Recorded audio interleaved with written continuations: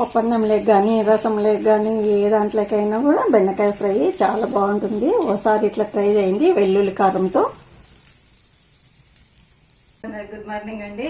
ఈరోజు బెండకాయ ఫ్రై చేసినాను నేను. అదే మొన్న చెప్పినాను కదా వెల్లుల్లి కారం పొడి చేసినాను కదా, ఎల్లిపాయ కారం పొడి. ఆ కారం పొడి వేసుకొని కూడా ఫ్రైలు మనం చేసుకోవచ్చు అని చెప్పినాను కదా.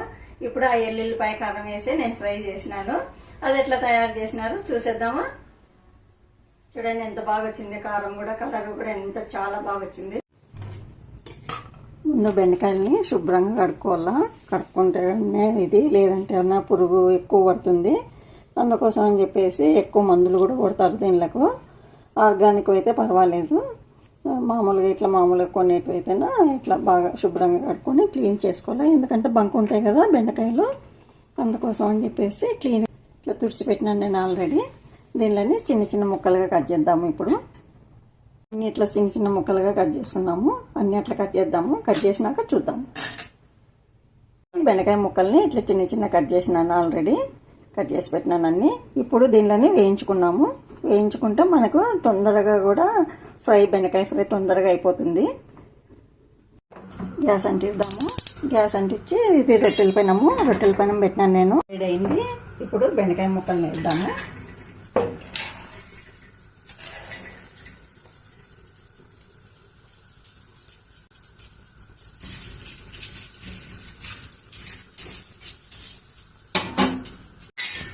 కొంచెం వేయించుకున్నాము బెండకాయ ముక్కల్ని. కొద్దిగా ఆయిల్ కూడా వేసుకున్నాము. కొంచెం వేయండి, ఎక్కువ అవసరం లేదు.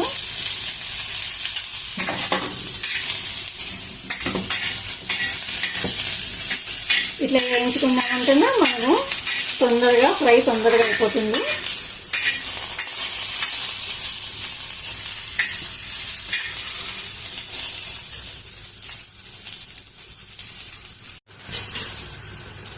కొంచెం కలుపుకుంటా వేయించుకోండి. ఒకటే లేదంటేనే ఒక సైడే కాలుతాయి, మరి ఇంకో సైడ్ కాలవు. అందుకే ప్రతిసారి కొద్దిసేపు ఆగి ఇట్లా కలుపుకుంటూ వేయించుకున్నాము. చూడండి ఇంత కలర్ వచ్చినాయి. ఇంకా కొద్దిసేపు వేయించుకున్నాము. చూడండి వేగిపోయినాయి. ఇంతుంటే చాలు. ఇంకా స్టవ్ బంద్ చేద్దాము. బంద్ చేసి ఇప్పుడు తిరువాతకి ఇద్దాము ఫ్రై కోసము. ఇప్పుడు బంక అంతా కూడా పోయింది చూడండి, ఏం లేదు బంక కూడా. ఫ్రై పెట్టుకొని స్టవ్ ఆన్ చేద్దాము. కొంచెం ఆయిల్ వేసుకున్నాము. కొద్దిగా జీలకర్ర ఆవాలు,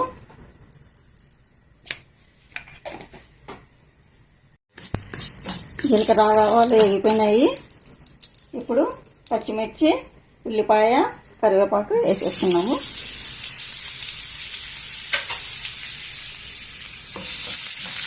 కొద్దిగా ఉల్లిపాయని వేయించుకున్నాము.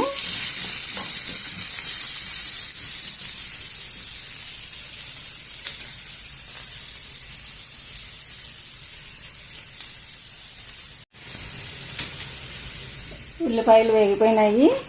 ఇంతుంటే చాలు ఫ్రై కదా, ఇంకా ఫ్రై అయ్యేలోగా మరి కలర్ వచ్చేసాయి.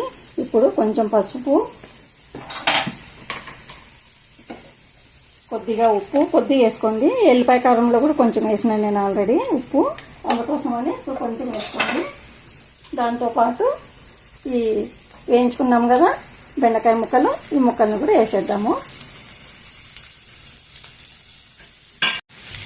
మంటని మీడియంలో ఉంచి కొంచెము వేయించుకున్నాము. బెండకాయ ముక్కలు, ఉల్లిపాయ ముక్కలు అన్నీ బాగా వేగేంత వరకు మనం వేయించుకున్నాం కాబట్టి బంక కూడా ఏమి ఉండదు దీంట్లో. కొంచెం వేయించుకున్నాము ఇంకా బెండకాయ ముక్కల్ని. రెండు బాగా దగ్గరికి అయిపోయినాయి అన్నీ. ఇప్పుడు వెల్లుల్లి కారం పొడి కూడా వేసుకున్నాము. నేను ఆల్రెడీ చూపించినాను కదా నా ఛానల్లో వెల్లుల్లి కారం ఎలా తయారు చేసుకోవాలో, ఫ్రైలకి దానిలకి కూడా వేసుకోవచ్చు అని చెప్పాను కదా. ఇప్పుడు ఆ వెల్లుల్లి కారాన్ని వేసేసుకున్నాము.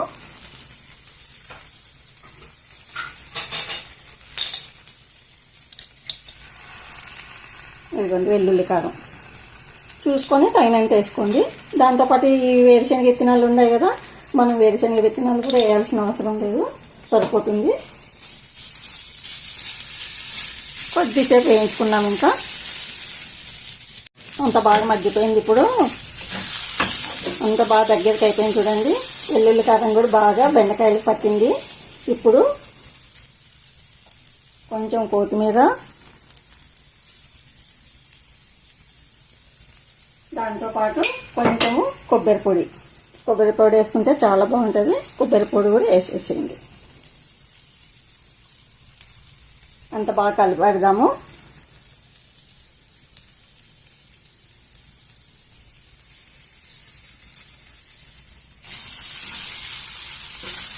ఇంకా కొద్దిసేపు వేయించుకున్నాము. కొబ్బరి పొడి వేసినాము కదా, కొంచెం వేయించుకుంటే అయిపోతుంది. అయిపోయింది ఆల్రెడీ. చూడండి అయిపోయింది. ఈ వెల్లుల్లి కారంతో బెండకాయ ఫ్రై నేను ఎలా తయారు చేసినానో చూసినారు కదండి. మీకు నచ్చినట్లయితే లైక్ చేయండి, షేర్ చేయండి, సబ్స్క్రైబ్ చేసుకోండి. మరో మంచి రెసిపీతో మీ ముందు ఉంటాను. ఓకేనండి, బాయ్. బెండకాయ ఫ్రై పప్పులకు కానీ రసంలకు కానీ ఏ దాంట్లోకైనా కూడా సూపర్గా ఉంటుంది.